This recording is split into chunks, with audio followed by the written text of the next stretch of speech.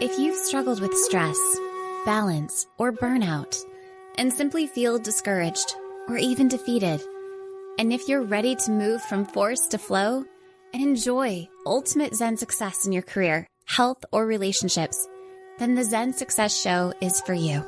Your host, Carissa Sims, is an entrepreneur, corporate consultant, best-selling author, meditation teacher, and healer who has found her own Zen success.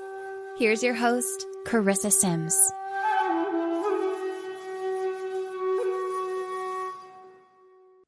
Welcome to this week's episode of Zen Success. Today, I have the pleasure of speaking with Dr. Andrew Hahn. Dr. Hahn is a Harvard-educated licensed clinical psychologist, the co-author of the book, The 1 Hour Miracle, and the founder of Life-Centered Therapy, a new framework for healing trauma that has gotten extraordinary and very efficient results for anxiety, depression, chronic fatigue, chronic pain, autoimmune disease, patterns of bad relationships, alienation. Over 1,000 people have trained in this method internationally and have been getting the same results for their clients and themselves. Welcome, Andy. Thanks, Carissa. It's such a joy, and I'm so look forward to talking with you. So it's just wonderful. Welcome yourself, too. Thank you. So I wanted to explore the question, do you believe anyone can be healed? Yes, especially because what I think healing is wholeness. So I think we can all become whole. I think it's just a question of how long it takes for us to have a willingness to become authentically who we are and to let ourselves vulnerably feel what we're feeling. And then to, from that place, know what's true for us and then engage in it. And I think we're all capable of doing that. I think anyone can heal. Has anyone told you that the frequency of your voice is healing? Yes, people have told me the frequency of my voice. Frequently, they've told me the frequency of my voice is healing. Yes, they've done that. Because as you were speaking this, when I hear the truth, usually I feel it in my body or my heart expands. But there was something deeper. It's not just the truth, it's your energy and your vibration. So I really resonated with what you said. And I was like, oh, wow, I think I'm getting healed during this interview. This is a bonus. Well, it's mutual, and first of all, if you can pick that up, then I'm probably getting healed too. Okay. It's like when you have a resonance, you have open-heartedness and open-mindedness and real engagement and presence with each other. How can we both not heal more? And then, of course, if something's affecting us, it's affecting everyone who's listening, and ultimately it's affecting all of life. So maybe we're all resonating together.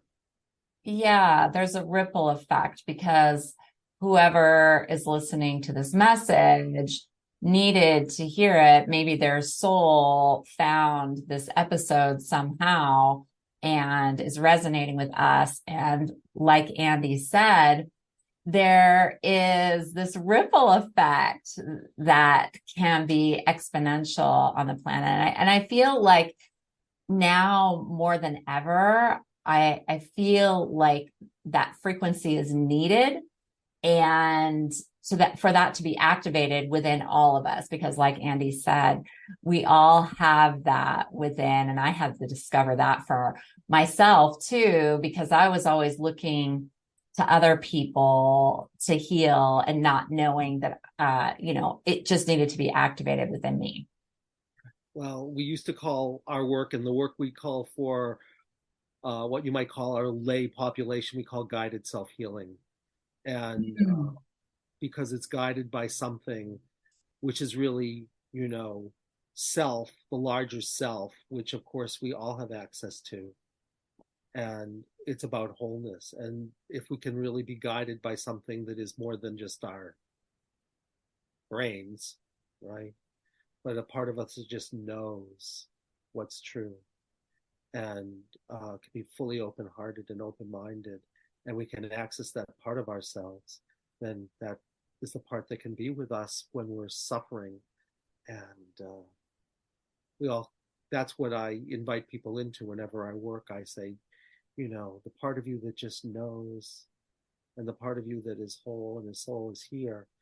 We just may have to point it in a certain direction just because you needed to know. It already knew, but you just needed a way to have it share something with you. So maybe I could have a framework that could help you with that, but you're the one who can find the expertise within for sure.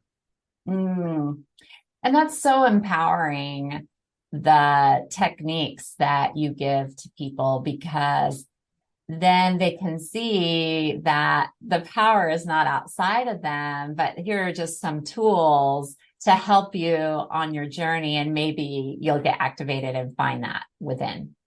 I think I think it's true. I would say it's tools, but it's even more than a tool, right? Mm. Like if you could find that aspect of being that you're experiencing and not identify with it, but choose to be with it and then say, I'm here with you. I'm here with you. This is my invitation, I'm with the people I work with. I'm here with them. I'm just saying, I'm just here with you. But you get to find the part of you that's you could call the inner master, or the one who can truly bear witness, or whatever, the one who's the experiencer. You can find that one, and it can find the parts of what seem like the parts of you that are suffering, and it can be with them. And the second that it's with them, something remarkable happens, which is it's sort of like the trauma gets canceled out, and then it gets raised to a heightened vibration, which is all I think healing is. If I come truly into alignment with you, right, and I'm really present with you, something happens where you say, like, it's almost like I'm not alone anymore. And now Mm. all the static quiets down. And then we can go on a journey to a much higher place, which is just the place of presence. And then it's like everything goes back to where it's supposed to be, into its pure form. And the part of you that was suffering gets remembered, and it's no longer suffering. Mm. That's so fascinating and profound and beautiful. I want to go back to something that you said when I asked the question, do you believe anyone can be healed, about wholeness? And it feels that like you equate this word wholeness to being healed. So when we can experience ourselves as whole, then we can align with that healing. Is that correct? Yes, I would say that it's when you could say, here's what I would say simply. I think there's only one reason people suffer, only one reason, which is something can't be taken in stride and handled. If you could handle everything, right, and you could say, I may not prefer it, but I can be with it, right, you're free, because there's no judgmentalism, there's no anxiety. You may not like it, but you'd say, well, I have a preference that something else was happening, but like it's not who I am. So when you can handle something and take it in stride, right, in that moment, you could say you get stuck, or someone gets stuck. And that's all it is. And then everything you suffer about from then on is just an echo to help you try to remember the thing that got split off. So you're no longer whole. It's like something has taken on a life of its own, right? And it believes it's a dense energy, like Carissa or Andy. When we're not Carissa or Andy, we're the one who gets to experience Carissa-ing or Andying. Because I think ultimately, all we are is energy, and energy, of course, is not a noun; it's a verb. It's a I've way. never heard my name as a verb. I love it. Well, yeah, it's it's you that's experiencing the energy called Carissa, which would only, but you can't point to it. You can point to the matter that is manifesting as this being, but like it's just an energy. Now, whenever there's something that can't be handled, whether it's whatever it is, right? You suffer. You're traumatized, and what was pure energy it slows down in this dimension to the speed of light squared and becomes matter. And then you can experience it as a dense energy. So I think all healing is, which is wholeness, is mastering what couldn't be handled and taken in stride so you can do it. And I think it's really simple to say how to do it, which is when something can't be handled, in that moment, a sensation is born. It's a living being. It was created in that moment. And it's a living being in the same way Carissa is. Like you were born in a moment, it was born in a moment. Mm-hmm. And is it like protective? What? Is it protective? No. Okay. There's two things that happen in that moment. One is you get stuck in the thing that happened, right? And the second is you find a way at that point to protect yourself from ever experiencing it happening again as best you can. So when there's something that can't be handled, you're going to act out one of two things. Either the thing that couldn't be handled or the way you try to protect yourself from making sure it never happens again. Okay? So two things happen in that moment. And if you can distinguish them, I'll tell you what I mean in a second. It really makes a difference. But for our purposes right now, let's not even go there. Let's just say in a moment when something couldn't be handled, in that moment, something got stuck. And all healing is mastering what got stuck so that it gets unstuck and you're free. And it's easy to say how to do that, like I say, which is when that happens, in that moment, the discomfort is born, right? Now, of course, it is protective. What do I mean by that? I'll give you an example. Let's suppose right now you believe, we'll make it simple. I'm Carissa. I am Carissa. I'm a noun, right? I would say that's a protection, right? Why? Because it's protecting you. Let's suppose suddenly you said, wait a second, that can't be the truth. That's limited. Who I am is everything, and everything is who I am. Except there's one problem at that point. You know what that is? Carissa, as an independent being, what appears to be an independent being, of course, disappears. Just like a raindrop, when it hits the water, looks like it disperses everywhere, right? So let's say it says, wait a second, I'm attached to being a raindrop, right? Well, gravity is going to pull it down. Gravity is attraction. The ocean is saying, I love you. And the raindrop is saying, I don't think this is love. I think this is destructive non-existence. And I'm going to try to go up and not down. That takes a lot of energy and it doesn't work. And that's exactly what we do, right? So instead of saying who I am is everything and everything is who I am, which is who we truly are, we say, no, I'm something limited because then at least I exist, right? So I would say everything is a protection ultimately from an existential anxiety that we could call non-existence, because we think non-existence is nothingness, but I would say it's the fullness of nothingness. It's everything that is nothing at the same time. It's like a black hole that sucked everything into it. That's the template. So it's everything. Who you are is everything, right? And then if you knew that, right, then you could say, but on the surface, I'm differentiated, which means if I knew I was everything, I could play out my unique role in every moment because I'd be in alignment with who I truly was, which was everything. And then I get to play my own part in that everything, called the uniqueness of the surface. But you'd no longer be identified with the surface, but you'd know it existed, right? You'd say, I appear to be something that is different from everything else, just like a cell. We have 3 trillion cells, right? About.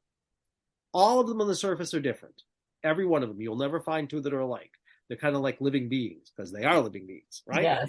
But they have a thing called a template called DNA. Yeah. I have a good relationship with my cells. I talk to my cells when I healed myself of cancer. That's a great thing. Did you talk to the cancer too? I did. Cancerous cells. Everything there. I did. I had a whole like conversation. Yeah. Yeah. Well, when you talk to your cancer cells, I don't know what your experience is. I'd love to know. I mean, I know something about that experience, and I know Oh, if I you could, do? which a lot of people actually don't know, but I do. And I normally know it personally, but I know it in the people I'm closest to. And one of them taught me something. She said, what I said to the cancer cells was, I love you. And I'm so sorry that we're going to have to do something to destroy you for some large purpose here. I'm But I sorry, love I'm laughing. That's you. amazing. She's an amazing person. Her name is Joni, and she's my co-author, and she's an amazing person. Wow. That's powerful. Like the warrior she is. I love that. Sending that love energy. She's a loving warrior, yeah. But Mm. anyway, to go back, so if you could choose to become the discomfort in the same way that an actor chooses to become a character or a role in a play or a movie, you could fully choose to be it and fully embody it, but you would know you weren't it. You would just say, it's something I'm experiencing, but it's not who I am. I'm just the experiencer. And I think that's true in life too. So, what I'd say is, like, let's take a simple example. You're in my office, right? Motorcycle backfires. I like this example. And you start to have a panic attack. Okay. And I say, Carissa, when you're having your panic attack, and if you're kinesthetic, you'll be laid out on my floor saying, and I say, okay, when you're having your panic attack, what's happening in the body? And let's say you were like actually able to talk to me at this point, which you probably could because you have a fair amount of observing ego, and you say, my heart's pounding fast. Well, I'm going to say something funny to you. I'm going to say, Chris, you're not having a panic attack. Your little toe is just fine. So it can't be you. But someone whose name is heart pounding fast is having a panic attack. And because they couldn't be taken in stride, you have unconsciously identified with them and you're living an echo out of their story. And in fact, it's the best clue you'll ever get to where it is they began. And here's how you're going to find them. You're going to choose to become heart pounding fast. And the second you choose to do that, something remarkable happens. No longer unconsciously believe that that's your identity. You consciously believe that you're choosing to be them in the same way the actor chooses to be the character in the play, right? But really now, you're the one who says, I'm here with you, and I'm bearing witness to you, and I'm holding you, and I'm accepting you, and I'm not you. Mm. I'm going to give you what you never got at that time, which is true acceptance. And you can experience anything you like, and I'm going to be here with you. And at that point, you become the big S self. You become like divinity within, right? And then something remarkable happens. Then you say whatever comes to you, except now it's heart pounding fast and speaking, not Carissa. And heart pounding fast by saying, oh my God, bombs are going off and I can't stand it. People are dying and I'm going to die. Right? Right? Except that would no longer be you. That would be heart pounding fast. And when heart pounding fast told you its whole story, all things being equal, something remarkable would happen, which is your heart would stop pounding fast and you'd say, this is really weird. Pounding fast heart is gone. And it hasn't gone. It's just gone back into its pure form because it has now been accepted. All right. And then the next time that motorcycle backfires, all things being equal, if that's the only reason you're having panic attacks, you would say, I have remembered that soldier from 20 years ago. And it's not who I am. It's just an experience I had. And that is all healing is. You have to find out three things. What you're really working on, because that reaction to loud sounds and panic attacks may be the problem that you want to work on directly, like for that soldier, or it may be a symptom of something else that's affecting many things. Right?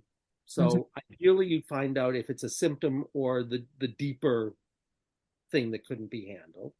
You have to find out where it originated because everything after that is just going to be an echo that's trying to help you remember the thing that couldn't be handled in the first place.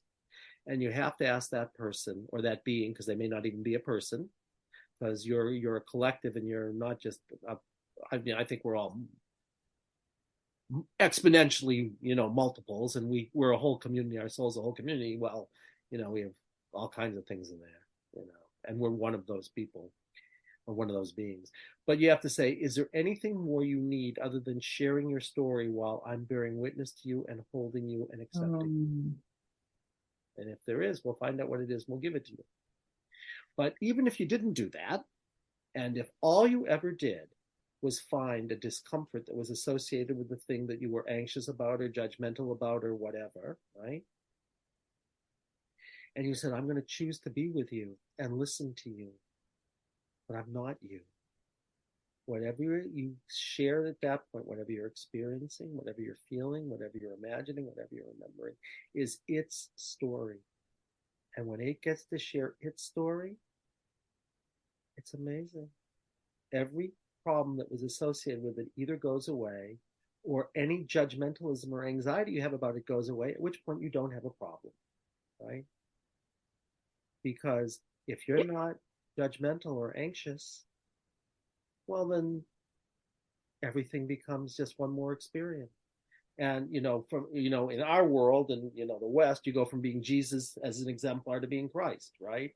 Jesus, right before he dies, is cursing at his father, saying, "Why hast thou forsaken me? I was a good Jewish boy." And he says, "Why have you forsaken me?" And I can't believe it. And I'm screaming at him, right? Well, I got a problem. I haven't been able to say yes to what's going to happen. But then I get into a different place. And when they think they're crucifying me, they're not crucifying me. They're just like killing a body.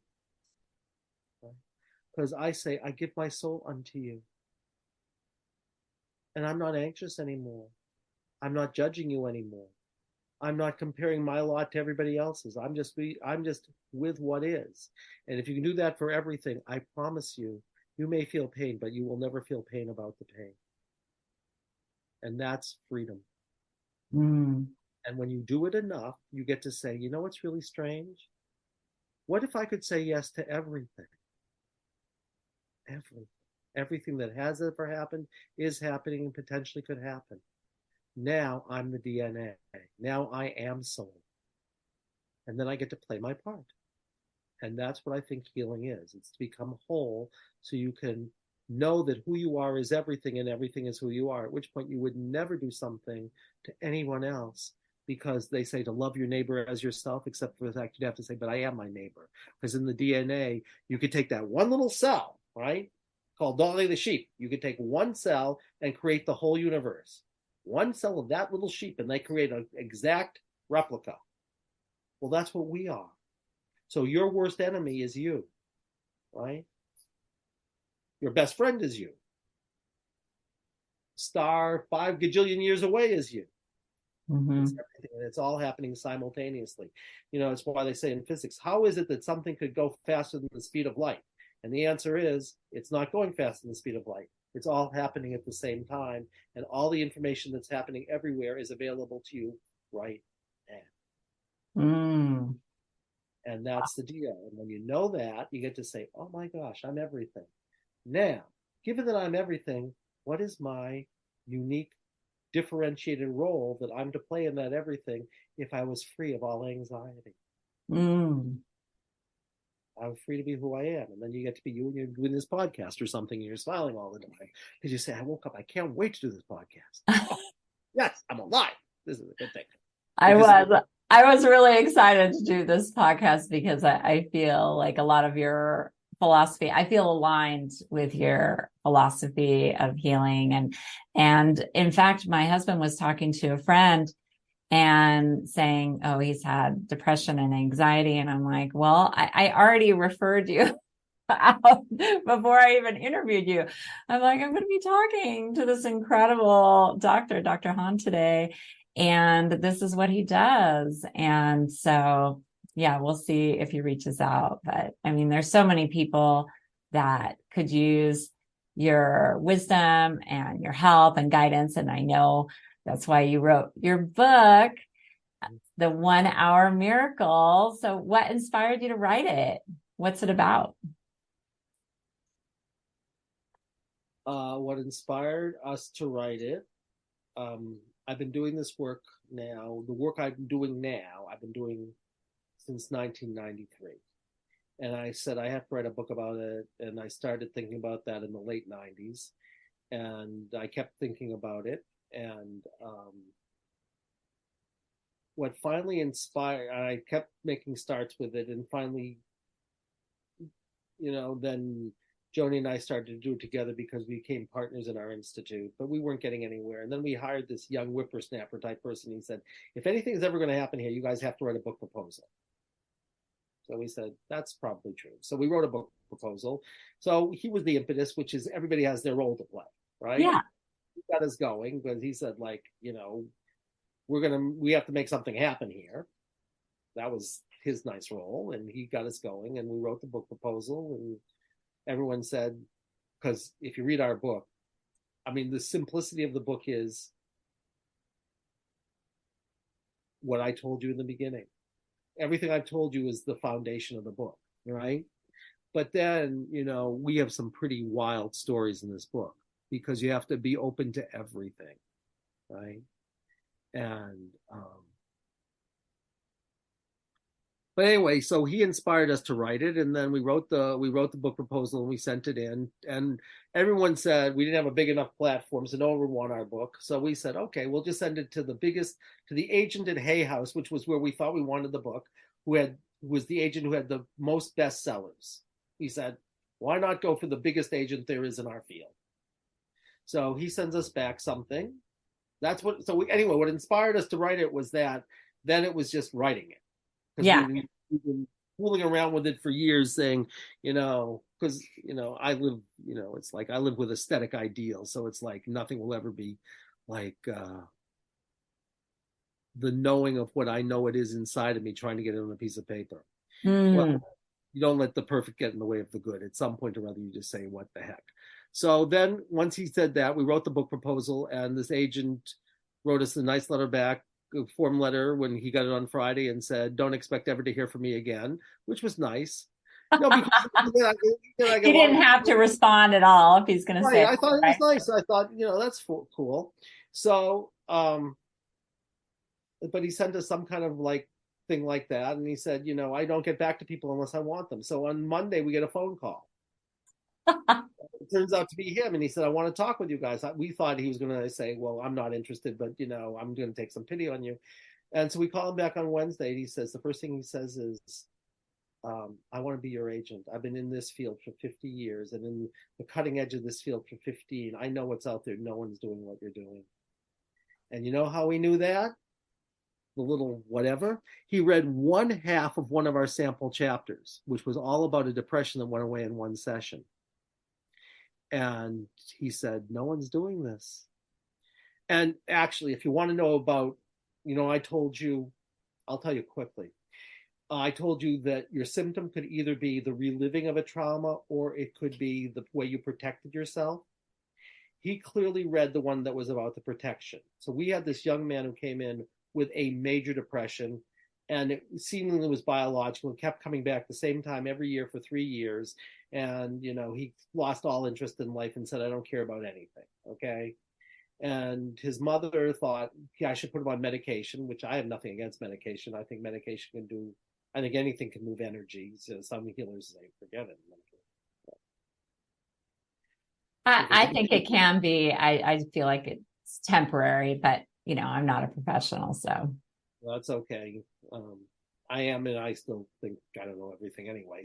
But they didn't want to put him on medication, and he didn't want to go on medication, so he came in, and I found out doing our diagnostic that the thing that he thought was his problem, which was this major depression, wasn't the problem. It was a protection from something worse. Now, I want you to know he thought I was a little bit crazy to say, like, you're telling me my depression isn't the problem. It's a protection from a worse problem. I said, and we can even find what it is. So we're going to go in and we're going to find the thing you call your depression, right?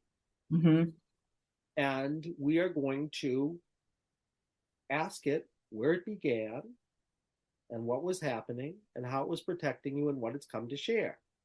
So he could easily find his depression. It was he called it heavy wet oatmeal. And he dropped his attention into heavy wet oatmeal. And then what happens is You either start to relive a scene, you see it, or you know what it is. It's like you're either a character in a play, you're watching a movie, or you're reading a novel. And And how old was he? In his 20s? he was in his 20s when this Yeah. happened. And he was actually, he had had a major depression. This was his first year of college. So he had one in his junior year of high school at Christmas time, in his senior year of high school at Christmas time, and at his freshman year of college. And it always looked the same, and it lasted for several months. And he was now like a month or two into it, because it was like early February and it started around Christmas time. So they said, well, you know, they thought, seasonal affective disorder, that's something or whatever. I said, no, it's not that. I found out it began somewhere between ages 0 and 5, and it was a choice he made. That's all I found out. That his depression was not the reliving of the problem, it was the reliving of the way he protected himself from something worse. Okay. So I say, you're going to become heavy white oatmeal. And where they're going to say, heavy white oatmeal, you teach us. Where are you beginning and what's happening and how did you protect this being and what have you come to share? And you know what he says? He gets this vivid memory that he had sort of knew something about, because it becomes very immediate when you really ask the being who really knows what's going on, as opposed to you try to figure it out, which you'll never do anyhow because your head doesn't know anything, right? So but your body does. The body knows everything, and every body. And I would say every discomfort is actually a story of a being that couldn't handle something. And every time you can't handle something, there will be an associated discomfort. So that's one way we can use the body to say the body knows. There's another way we can use the body, which says the body just knows what's true. So the body does two things for us. It's a record of everything that ever happened, and it's the one who can know everything that ever happened. Both of those are called body knowing. But anyway, we found this sensation, which was the body knew when he brought his attention to heavy white oatmeal. And then he said, oh, I know exactly what's happening. He started to actually experience it very vividly, this memory that he had been sort of told about, but he didn't know. And he's down in his basement. He's clearly 3 or 4 years old, and he's made a special gift for his father, right? And he's trying to give his father this gift down in the basement. He's very creative. He works unbelievably with his hands. He makes this thing for his father, and his father not only doesn't accept it, but pushes him away. And he's now really in it. He's saying, Daddy, accept my gift. And his father's walking up the stairs and keeps pushing him away. And he walks outside. His father was having a lot of trouble at the time. I know something about what was happening there. And his father was very preoccupied and not receptive to anything. Mm-hmm. Own kind of real significant problems. So the father then gets into a truck and drives off. And you know what Nate says, because he lets us use his name. Nate says at that moment, he says, I don't care. He didn't know he said that to himself. He said that to himself. He knew it when he remembered it. Now, I don't care is a precursor to adult major depression, because what is major depression? It's the non-feeling. And there was so much pain and grief there. And that little 3-year-old couldn't handle it. So the only way he could handle it was to dissociate. Right? So, okay.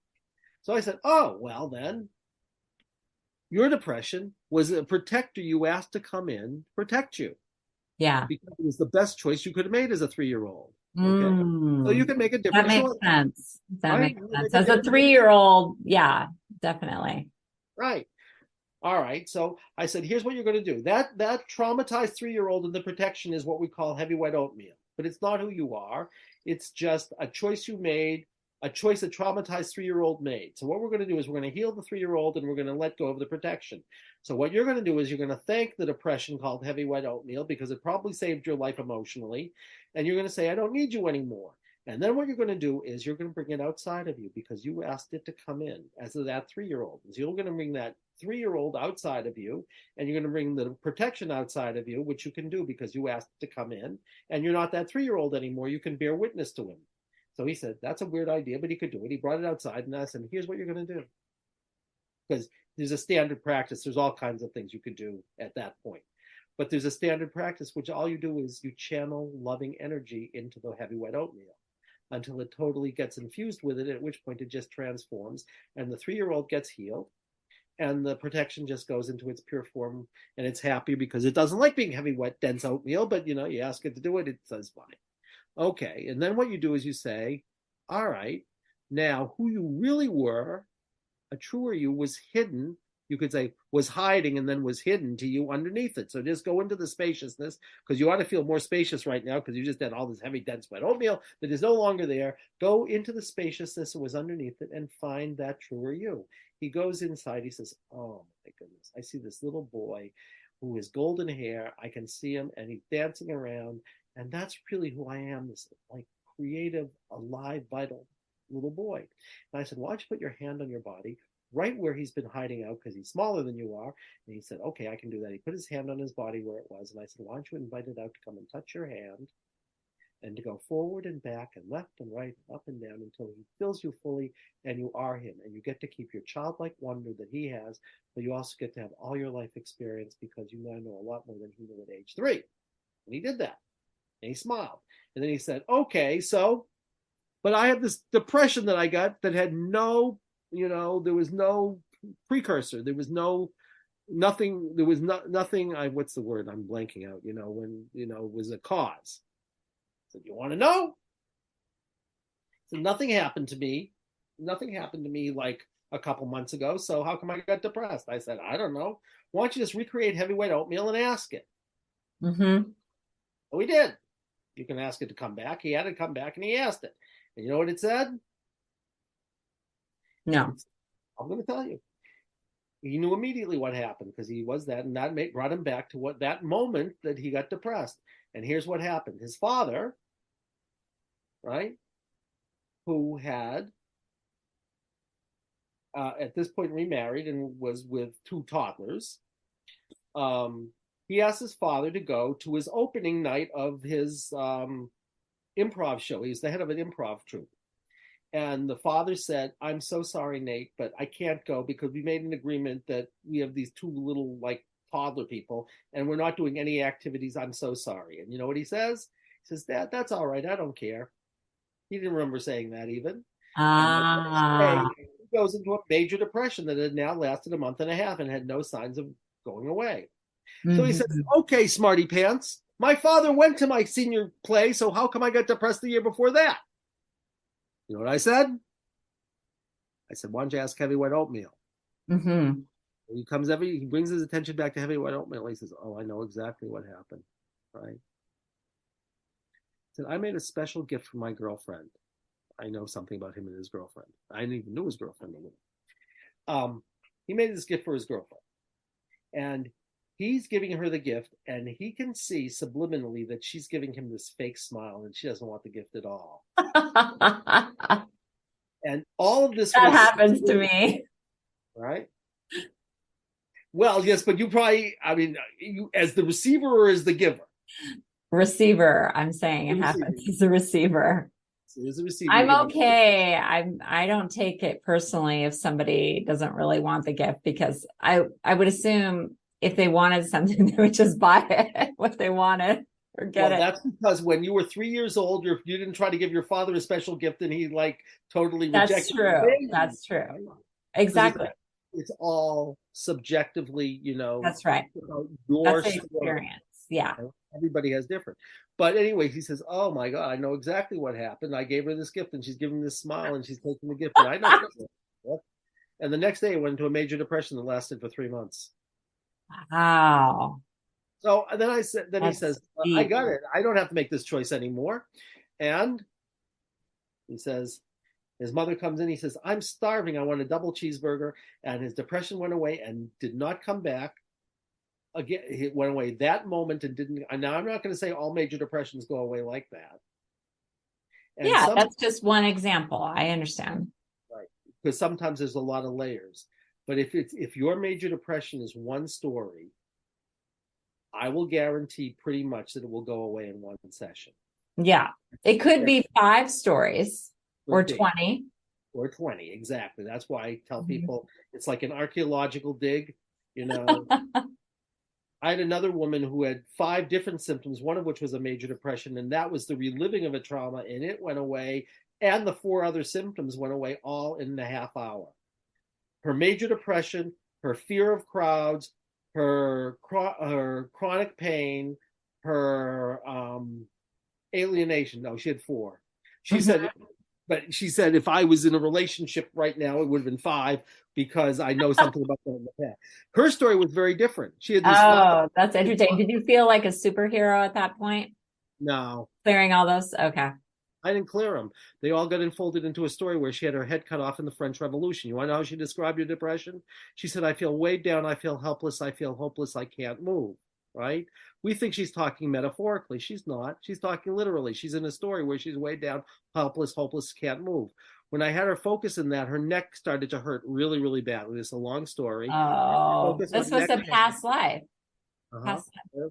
If you believe in past lives, it was. If you I don't, do. well, then for you, it was a past life. If you said past lives, I don't think so. I'd say, well, it's imaginal or it's a mythology or it's an undreamed dream. I don't care because if your major depression goes away and your fear of That's crowds, right. right, and your chronic neck pain that you thought was whiplash, but no doctor's been able to touch, and you're getting no results for like years. Why? Because no one ever thought for the fact that they had put you face up and you're watching this guillotine come down on your head, and the only thing you can move is your neck, and you're violently wrenching your neck away to try to get away from this guillotine. And you're saying, you're screaming at God and saying, I will never believe in you again. And you're way down and helpless and hopeless and you can't move. And you're in front of a crowd of people and they're screaming at you and you say, I'll never be in front of a crowd of people again, right? And now you have major depression, chronic neck pain, alienation, and fear of crowds, all folded into one story. You know what she says at the end of the story? She's screaming at all of this stuff. She was very kinesthetic. She said, I must have died. I said, well, here's your problem. You didn't know you had died. You left your body. You dissociated before you died. So you're living out an echo of that person's story. You're trying to remember what happened in the French Revolution. Okay. So here's what you're going to do. You're going to tell that woman she died. And we're going to take her back in and we're going to take her through a death process. And this time she's going to choose to leave her body as opposed to doing it automatically because she was too afraid of the pain. So we just come back into your body right before you die and then leave through the crown of your head right as you're dying. And you don't have to re-experience it. You know what she says? She says, which one? The one that's rolling down the hill or the energetic one that's still on the top of my head? That was kind of funny. Laugh now. Insert. Right. So she goes out through the crown of her head. She sees a light up above her. She says, I'm going to the light. She goes to the light. She has a beatific smile on her face and she said, I'm done. And she's in front of this whole crowd of people. And they start asking her questions because she's in an amphitheater. She starts turning her head side to side. She said, I can't do this because I don't have that range of movement. And if I did, I'd be screaming in pain, but I'm not feeling any pain. And then she says, a half a minute later, she says, this is really weird. I'm in front of this crowd of people that I should think they want to kill me, but I don't think that anymore. I'm having a great time with them. And and she says, I don't feel weighed down. I don't feel helpless. And I can even feel the presence of God. And all that happened in 30 minutes. But I will tell you, I had somebody who wanted to have a blood draw, and it took us 1.5 years so that she could have her blood draw and barely could make it happen because there were like 50 stories in that one. Yeah. So everybody's different. Mm-hmm. So yeah. Yeah. And I feel like your approach is unique in the respect that you feel like a philosopher and you also feel like a monk. You also feel like a researcher and you're so pragmatic and you're fun too. Like you have this lightness about you. Like how did you discover this approach? I believe you call it life-centered therapy. Yes, we call it life-centered therapy. Yeah. And what has been your background because of this like knowledge of quantum physics and you're just like so deep in your presence and also your spiritual growth. Well, thank you. Believe me, you're getting me at my best. I mean, I have no claims of being a guru or anything else, and I still am working on stuff. And I've been doing this for 30 years. And as my dear co-author says, some of the hardest stuff that's your deepest fears about yourself that really are sort of existential. She said, it's like climbing a mountain and every step you take, it's like you get more tired and the air gets thinner and you have less resources and you still can't see the summit, and you're still taking step after step. And the only way you've gotten some places, you look back where you came from and you say, I may not know where the summit is, but at least, I know where I'm coming from. And you might get a glimpse of the summit. That's true. You might get a glimpse, and that's pretty cool. The clouds break out and you hit one place and you say, oh my God, it's there somewhere. I'll tell you how I'm a licensed clinical psychologist, and I studied everything you could imagine because that was the kind of program I was in. Okay. And then I had a dream, and in this dream, basically, it was a very vivid dream about 4 years after I got done. And the upshot of the dream was that there was this enormous lion in my house that was 2 stories high and was growling at me, and I thought it was going to kill me, and there was no way out, right? I couldn't get around it down the stairs, and I thought if I ran out and jumped out the window, I'd crush myself, so there was no way out. And then this deep voice came from my bedroom and said, like, match the emotions of the lion. If you truly match them, everything will be all right. So I'm there in this dream, and I'm like, start clawing, and I'm roaring and everything. I don't believe it for a second, but then in 1 second, I suddenly am really doing it. And the second I'm really doing it, the scene shifts to my backyard, and this is 2-story lion sunning itself like a golden retriever puppy dog. And I said, this is so cool. I have a golden retriever in my backyard. And I think that's when I really realized that if you could match if you could really become by choice the thing you were most afraid to experience, and say, I can be here with you and I can mirror you, right? You can become free. And after that happened, I started having all these unusual experiences.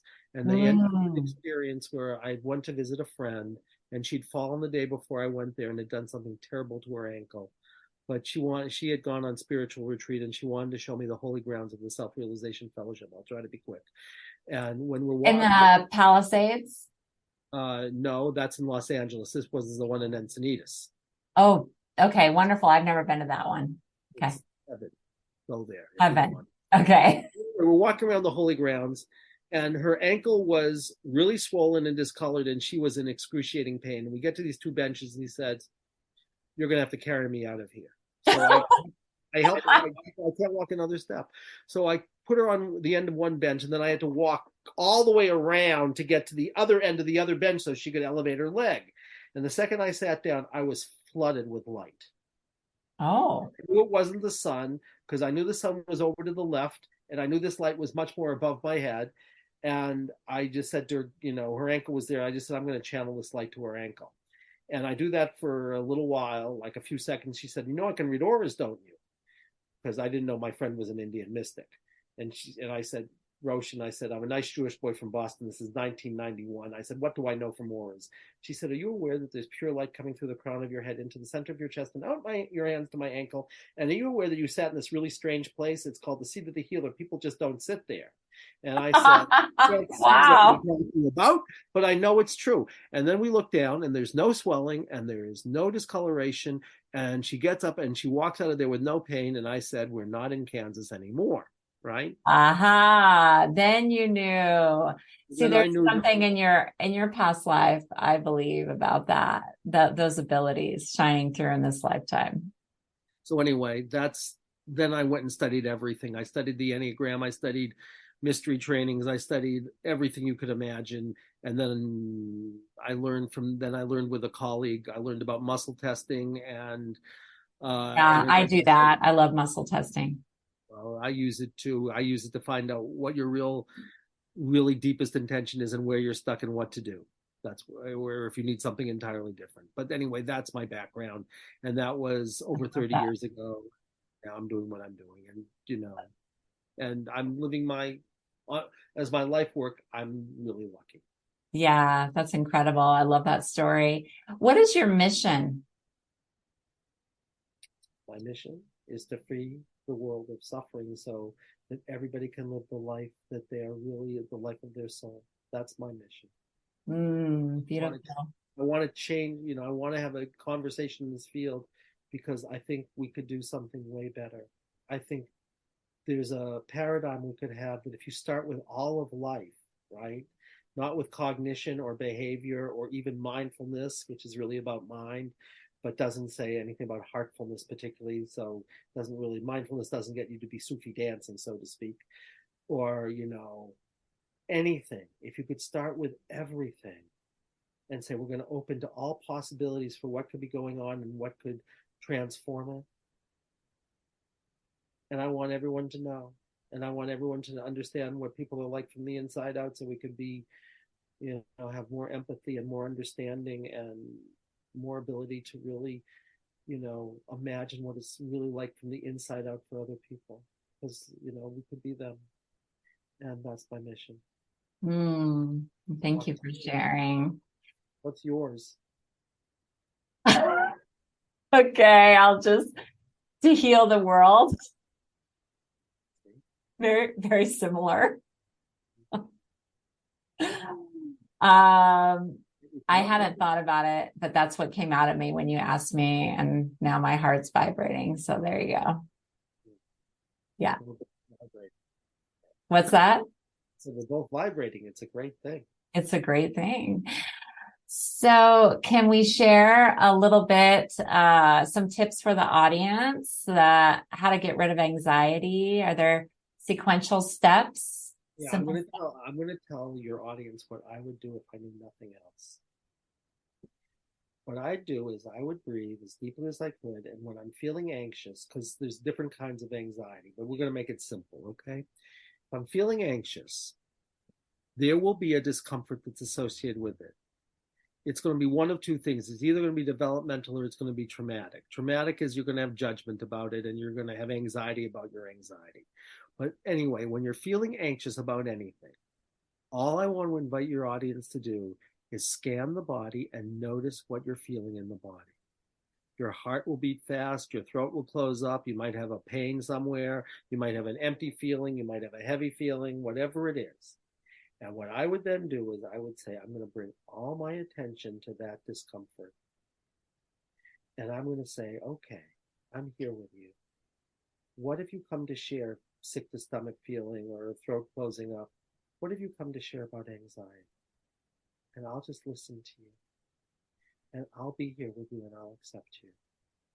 And then I would speak out loud and I would say whatever comes to you. And if all you did was that, you'd be doing well. If you want to know something else, if you could learn,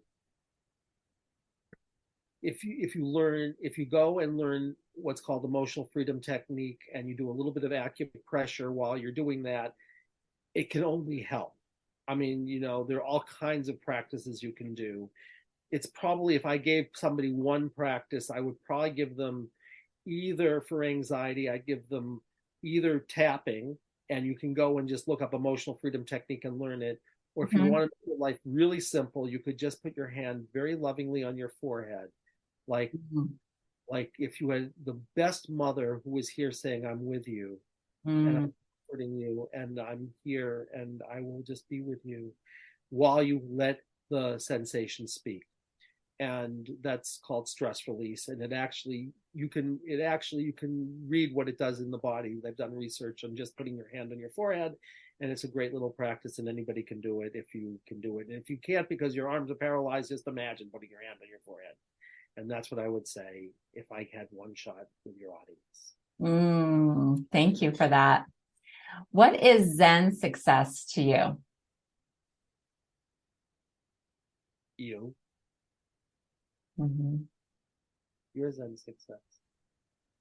Thank you. It's been such a pleasure getting to know you. Now I want to know what's Zen success to you, which is fabulous. I'm supposed to be interviewing you.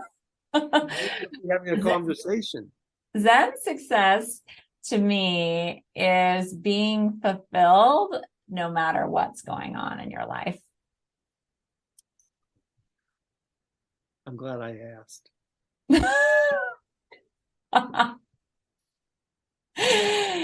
And guess what? I'm sure you know this. It's different every time someone asks me. Yeah, so the next time if you ask me, I wouldn't say it's you. But I don't think it was a bad answer because look what you shared when you just spoke what you spoke. Yeah. I couldn't have done any better than that. And it's true. Thank you. I feel that.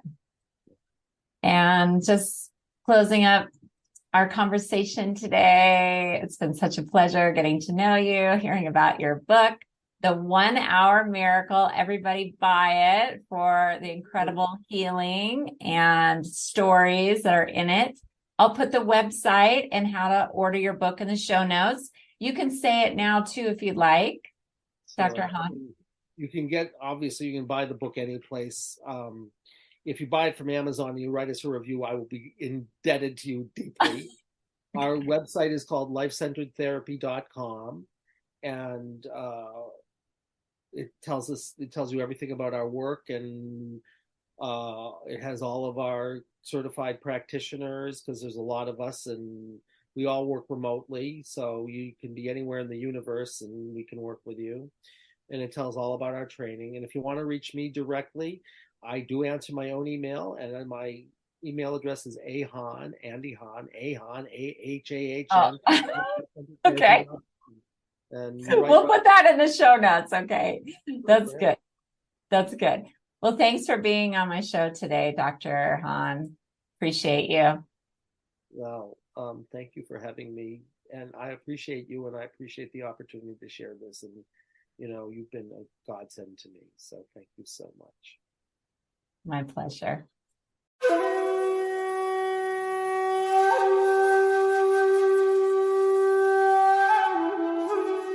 That's it for today's episode of Zen Success. Head on over to iTunes, Google Play, Spotify, or wherever you listen to shows. Zen Success is also available on the radio in select markets through amfm247.com. Subscribe to the show and share with friends. Be sure to head on over to ZenSuccessShow.com to help you on your Zen success journey, and join us on the next episode. May you find your own Zen success in life.